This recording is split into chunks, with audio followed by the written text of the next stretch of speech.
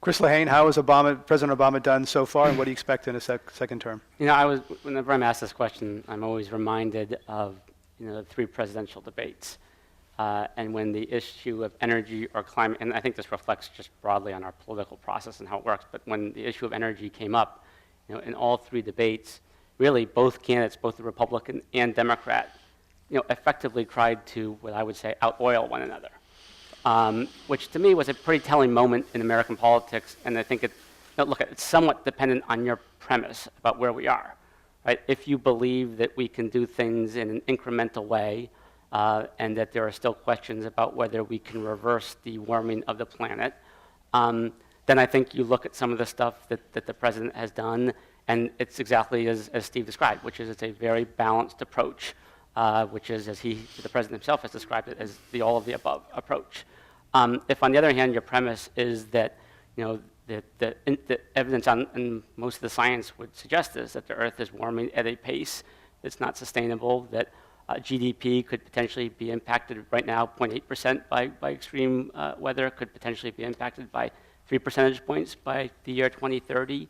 If the temperature gets, increases over 2 degrees Celsius, catastrophic things happen. If you believe that that is the case, if you believe that we're already programmed to have an enormous amount of carbons that will be burned, over the next 30, 40 years, then I think your perspective on it is that he has not done enough to reflect the urgency of the time and the issue.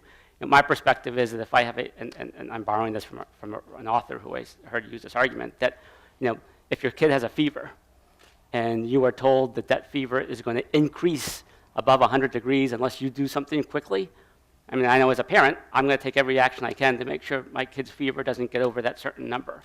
And so I think for those of us who do believe that we are warming at a rate that's not tenable and that we need to do things now to begin changing that in pretty significant things, I use the child analogy and think that we need to take more drastic actions. Now, I think that some of this stuff is really going to play itself out over the next 3 or 4 months because you have 2 big issues. One that we've touched on, which is Keystone, and then the second is going to be what happens with the EPA regulations on emission standards. And there's the potential for the president to move forward through a regulatory process to put such emission standards that will have an enormous impact on the burning of particularly dirty coal. Steve Schmidt, how urgent is climate change? I think that climate change is real. I think that there is a great deal of anecdotal evidence to suggest that a lot of the weather patterns that we're seeing are climate change induced.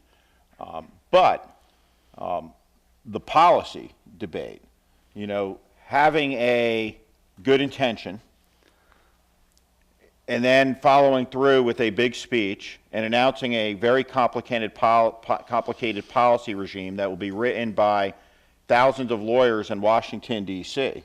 I'm skeptical that there's yet any policy solutions that are going to reverse any of this that are on the table, that are feasible and that are doable. And I think that's where the debate is going to play out over the near term. We'll talk about California AB 32 tonight, but a prerequisite to having a effective policy, that can deal with some of this stuff, because we all talk about the fact that at the end of the day, anything that you do with regard to policy and climate change is going to raise energy prices. You can't do that in the type of economy we have today. You can't do that in a low-growth, high-unemployment economy. So before any policies, can be put forward, that can be advanced, that have any impact in this country, we're going to have to be in a high-growth economy again. We're going to have to be in an economic recovery. And I also think that scientifically, the science rejection by too many people in my party, was followed, for example, by misguided policies, in the other party. I'll give you a great example. It's an issue my firm is actually involved in, but this whole fight over plastic bags, in municipalities all over the country, wanting to ban plastic bags.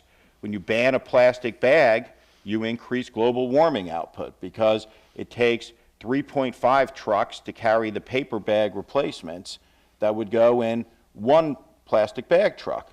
The amount of water make a paper bag versus a plastic bag is 4x.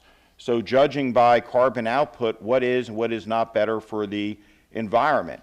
And you look at the totality of all of these issues on the economy. You look, for example, Chris talked about mileage standards. We have the proposed American-European free trade agreement.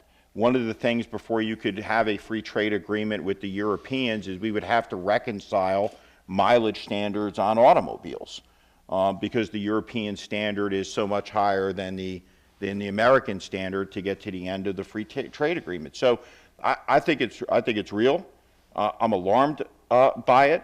But the notion that an individual state or a municipality can take action that's going to reverse, the rising of the tides, I'm skeptical about. It's going to have to be a global solution to a global problem, and it's going to be very difficult to convince the developing world that's very quickly moving its people out of poverty to look at countries like ours that have been industrialized, for 150, 175 years, and say that, oh, now as we're rising, we're going to be dictated to by European, by U.S. powers about our inability to grow the economy. So I think it's a tough issue. Chris Lehane, let's pick up on the point that no one entity, whether it's California, the United States, can tackle this alone. That it's so big that any one state or country, it's hard to get their arms around it, and particularly California, that what they're doing may be misguided.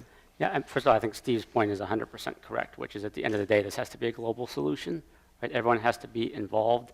That said, China and the U.S., I believe, if I have my math right, account for somewhere around 40%. Of the emissions that take place. And historically, particularly given the stature and profile of this country globally, it has been the U.S. that has led on global issues. And so I do think that is somewhat, if we do believe that this is a problem, and a problem that is particularly acute, then ultimately it does require U.S. global leadership. And that's why I think some of these things that we're talking about are so important. Obviously, I think people are pretty well aware of what happened at Copenhagen, and the lack of any really consensus or resolution, and questions about whether the U.S. was really playing an effective leadership role at that conference. But in terms of what can a place like California can do, first of all, I think California has historically served as a platform for national change all across this country on a variety of issues. So by the fact that California has done it, and the economy hasn't stopped. In fact, a lot of good things have happened with the economy as a result of it. Serves, I do think, as a marker or as an example. And even within California, you've had some cities, particularly Los Angeles, which has done some pretty remarkable stuff. I think Los Angeles will be coal-free by 2030, if I'm remembering correctly. And that's now serving as a model for a bunch of other cities across the country that are taking a look at what Los Angeles has done and looking for ways that they can emulate that, which obviously has a national impact. And then, look, in terms of what countries can and cannot do, I'm always struck by what a country like Brazil did, which is in a pretty short order converted its automobile industry, from the traditional gas to an ethanol-based gas economy. Now, there's all sorts of issues that go with that as well, but they were able to do that in a very short time period.